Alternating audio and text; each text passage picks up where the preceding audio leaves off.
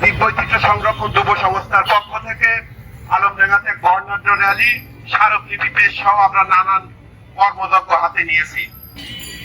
আন্তর্জাতিক জলাভূমি দিবস সফল হোক, সার্থক হোক। জমি সর্বনিম্ন তালিকায় এসে দাঁড়িয়েছে।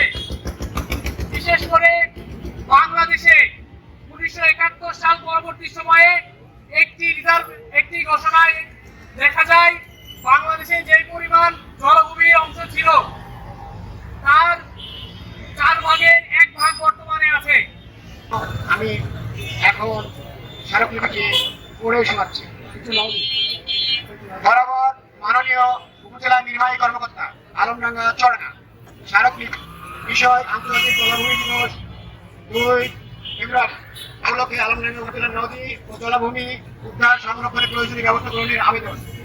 মাননীয় সবিনয় নিবেদনে যে আন্তর্জাতিক জলাভূমি দিবস উপলক্ষে জীব বৈচিত্র্য সংরক্ষণ যুব সংস্থা আলমডাঙ্গা দীর্ঘদিন ধরে উপজেলার নদী, জলাভূমি ও জীব বৈচিত্র্য রক্ষার সচেতনমূলক কার্যক্রম পরিচালনা করে আসছে।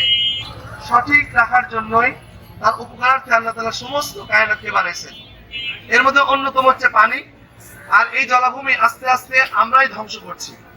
আপনারা জানেন এই জলে পানিতে শুধু মাছই থাকে না, এর সাথে বিভিন্ন প্রাণী থাকে, যেগুলো আল্লাহ তাআলা একটা ব্যালেন্স করছে। এবং শুধু পানির যে প্রাণী শুধু তাই নয়, বরং যে প্রাণীগুলো উভচর প্রাণী, যেটা পানিও থাকে আবার স্থলেও থাকে, তারাও কিন্তু পানির সাথে সম্পর্ক রাখে।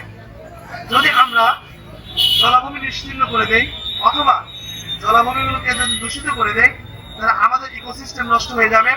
আর ইকোসিস্টেম নষ্ট হয়ে গেলে পরে আমরাও সঠিকভাবে থাকতে পারবো না।